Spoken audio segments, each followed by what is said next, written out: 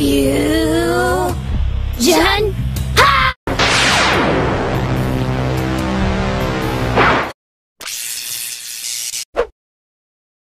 Super Saiyan 4 je mnogima Gokua omiljena forma, ali pritom mnogi je i ne vole jer nije canon. A za sve fanove GT serijala možda ćete saznati neke činjenice koje niste znali o Super Saiyancu 4. Ako još uvijek niste, bacite taj sub da što prije ostvarimo plan 300 smrtnika. Također imat ćete link kanala DB Kralja u opisu. A sada krećemo u video.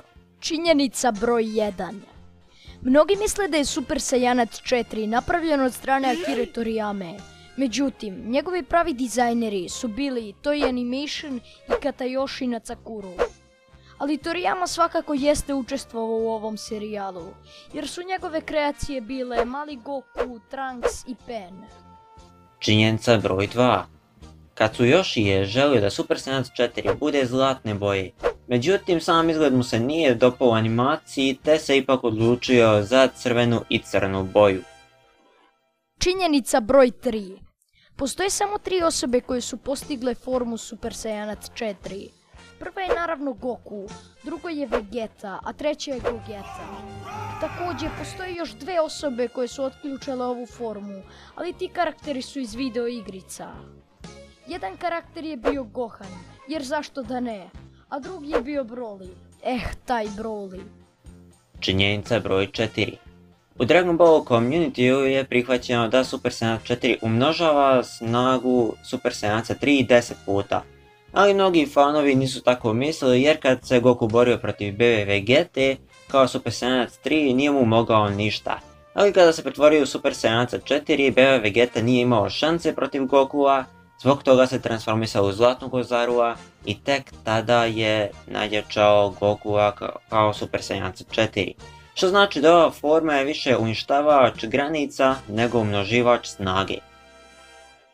Činjenica broj 5. Zanimljiva stvar jeste da kada se Goku transformiše u Super Saiyanca 4, njegova odeća se potpuno promeni i izgubi majicu, ali kada se vrati u normalno stanje, njegova odeća se vraća u normalu. Također, njegova odeća nije jedino što se promeni u ovoj formi, već se i njegova visina također menja. Ista stvar je i kod Vegete, kada se transformiše. Činjenica broj 6. Od svih Dragon Ball transformacija, Super Saiyan 4 ima najviše ubistava. Ubijanje BB, 7 Star Zmaja i ledenog Shenrona. Činjenica broj 7.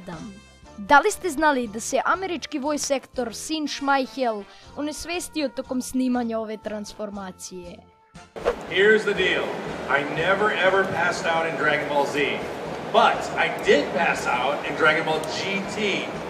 GT, not Z. And it was during the Super Saiyan 4 transformation and I was really tired and these aren't excuses. To bi bilo to što se tiče činjenica, pišite u komentare da li ste znali neke od ovih činjenica i da li želite još ovakvog sadržaja sa DB Kraljom.